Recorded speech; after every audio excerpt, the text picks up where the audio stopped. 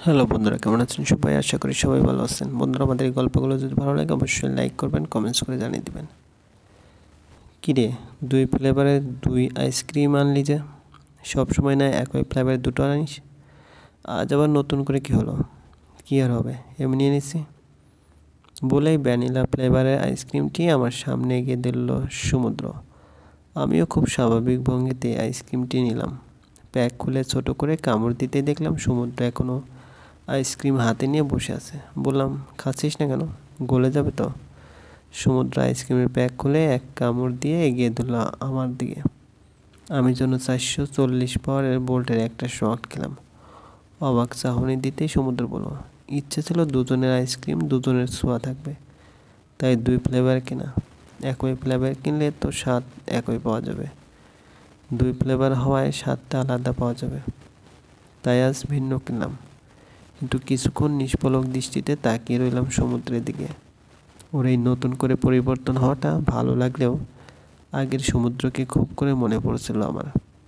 আমি যে সেই সমুদ্রে অভ্যস্ত, সেই সমুদ্রকে সমুদ্র বিলাসীহীন। তাই সাত পাঁচ না ভেবে পড়লাম, তুই কি জানিস, এই তুই আসলে তুই না।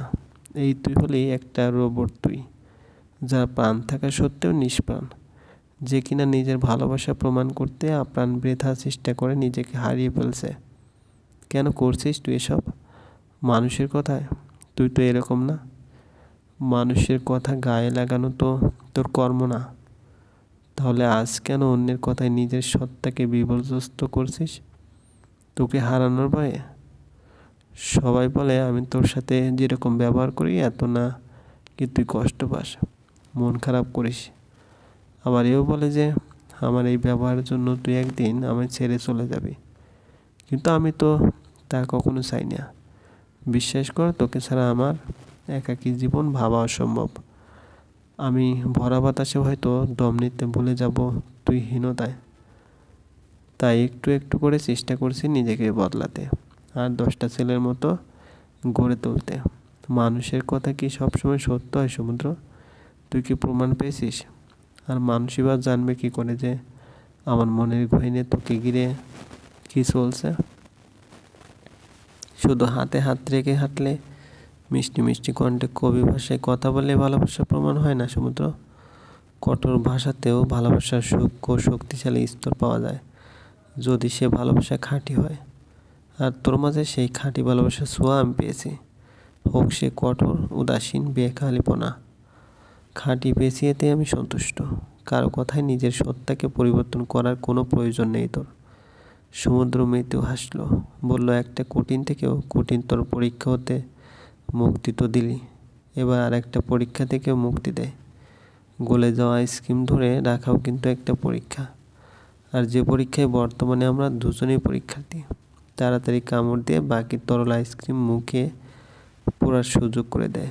আর হ্যাঁ, আইসক্রিম খাওয়ার সময় কিন্তু চাপা মনে খাস না যে মানুষের বুদ্ধিতে আমি রোমান্স করছি। এই আইসক্রিম খাওয়ার বুদ্ধিটা পুরোই আমার।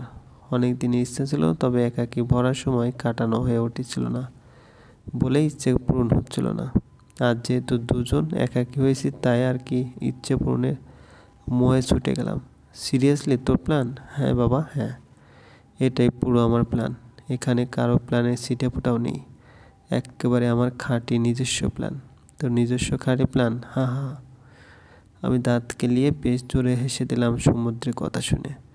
আর সে হাসি দেখে সমুদ্র বলল, হাসছিস ভালো কথা, কিন্তু আইসক্রিমটার দিকেও চোখ মেলে দেখ, গলে যাচ্ছে তো। ও হ্যাঁ, সমুদ্রের প্রায় অর্ধ গলে যাওয়া আইসক্রিম এক কামড়ে বসাতে সমুদ্র ফিরিয়ে আমার আইসক্রিম কামড় বসিয়ে দিল। বলল, উফ, দুজনের ছোঁয়ায় আইসক্রিমের স্বাদ যেন কয়েক শত গুণ বেড়ে গেল, তাই না? তা ঠিক বলছিস। বলা মাত্রই সমুদ্রে আইসক্রিম গলে ধাপ করে নিচে পড়ে গেল।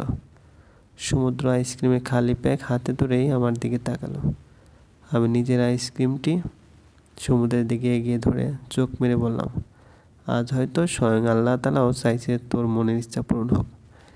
নে ধর, এখান থেকে খা। বলতে বলতেই আমার আইসক্রিমের অর্ধেকাংশ টুপ করে নিচে পড়ে গেল।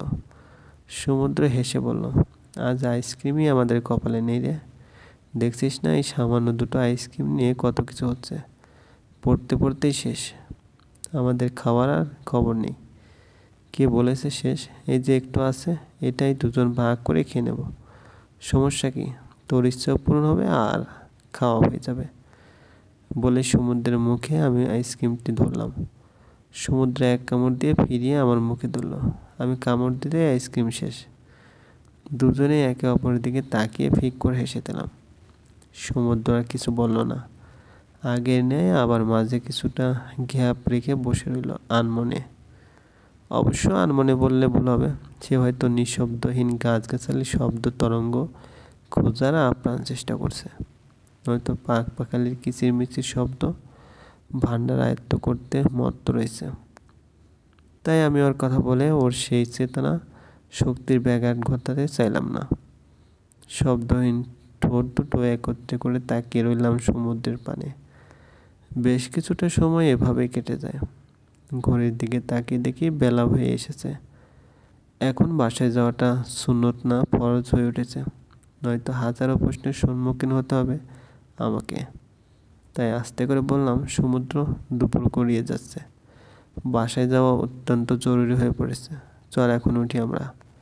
সমুদ্র অন্যমনস্ক হয়ে বলল, উঠবি? চল উঠে পড়ি। রাগ করেছিস? কি করব বল, বাসায় তো। রাগ করবো কেন? আমি কি আজ অবধি কোনো বিষয়ে তোর সাথে রাগ করেছি? এসব রাগটাক আমার ডিকশনারিতে নেই, বুঝলি? চল বাড়ি চল। বলে সমুদ্র বসা থেকে উঠে সামনে এগোতে লাগলো। আমি আর কথা না বাড়িয়ে মুচকি হেসে ওর পিছু নিলাম। সমুদ্র আমার ঠিক 2 কদম সামনে, দুজনে আঁক পিছু করে হেঁটে যাচ্ছি। আচমকাই সমুদ্র থমকে গেল, পিছনে ফিরে বলল, উফ, একটা কথা তো ভুলে গিয়েছি। কি কথা? দাঁড়া বলছি। সমুদ্র খুব স্বাভাবিক ভঙ্গিতে প্যান্টের একবার এ প্যাকেটে তো একবার ও পকেটে হাত দিয়ে কি যেন খুঁজতে লাগলো। ডানে বামে মিলিয়ে 2 পকেটে খুঁজেও যখন তার কাঙ্ক্ষিত জিনিসটি পেল না, তখন পিছনের পকেটে হাত দিতেই সে জিনিসটি পেয়ে গেল।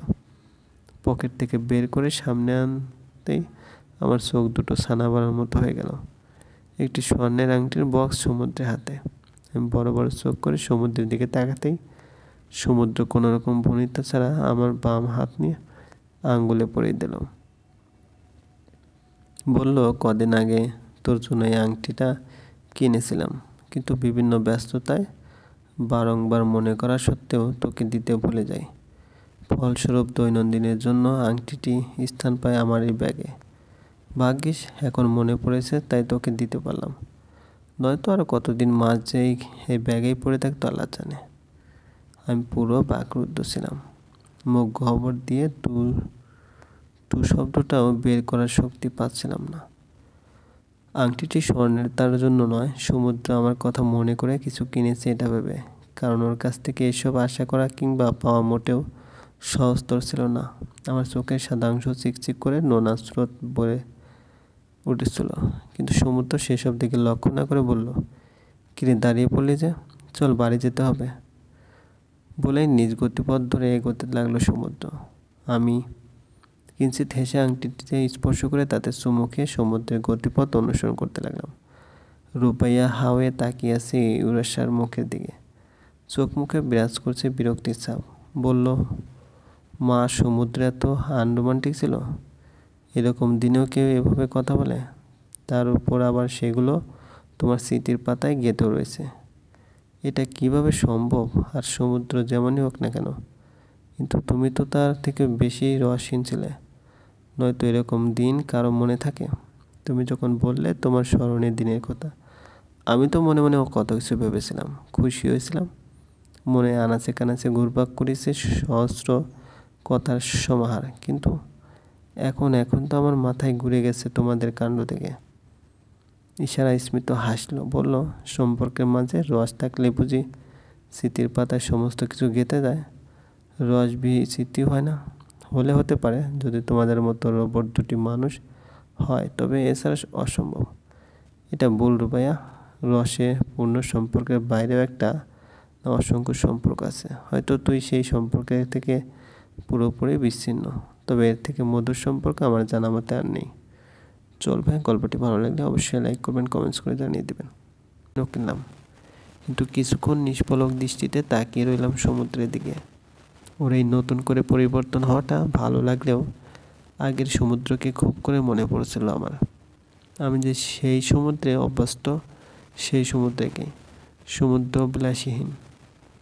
তাই সাত পাঁচ না ভেবে পড়লাম, তুই কি জানিস এই তুই আসলে তুই না, এই তুই হলেই একটা রোবট তুই, যার প্রাণ থাকা সত্ত্বেও নিষ্প্রাণ, যে কিনা নিজের ভালোবাসা প্রমাণ করতে আপ্রাণ বৃথা চেষ্টা করে নিজেকে হারিয়ে ফেলছে। কেন করছিস তুই এসব? মানুষের কথায়? তুই তো এরকম না। মানুষের কথা গায়ে লাগানো তো তোর কর্ম না।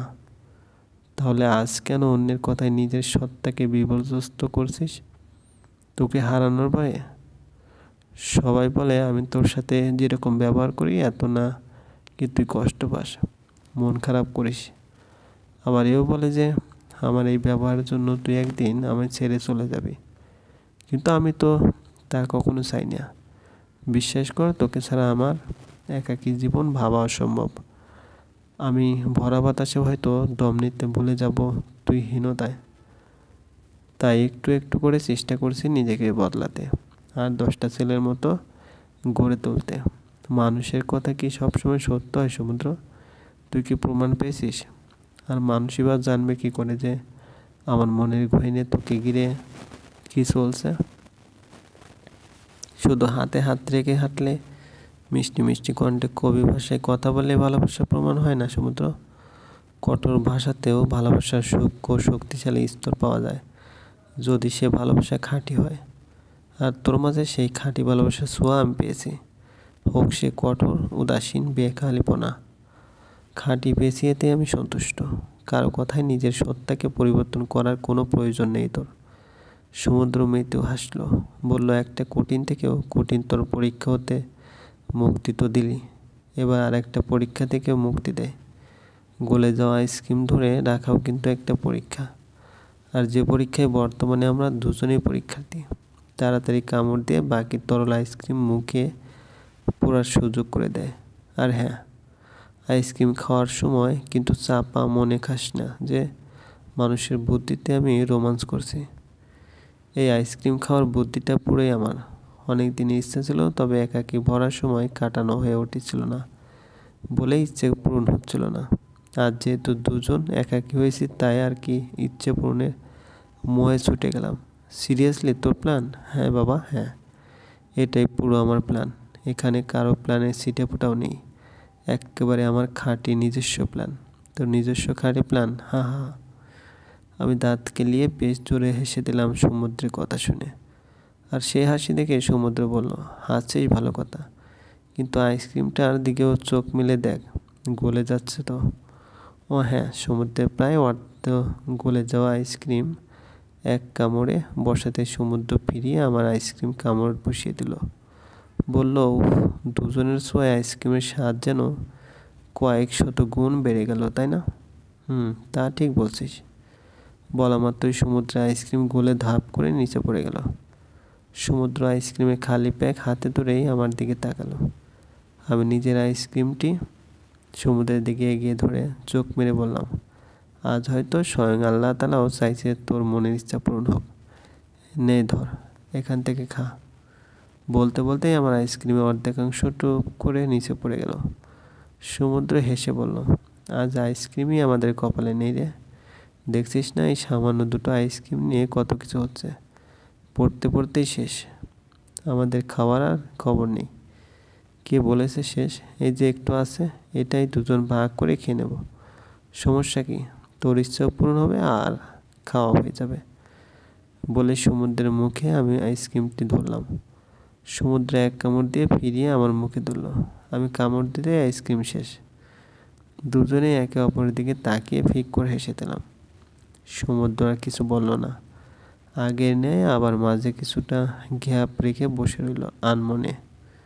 অবশ্য আনমনে বললে ভুল হবে, সে হয়তো নিঃশব্দহীন গাছগাছালি শব্দ তরঙ্গ খোঁজার আপ্রাণ চেষ্টা করছে।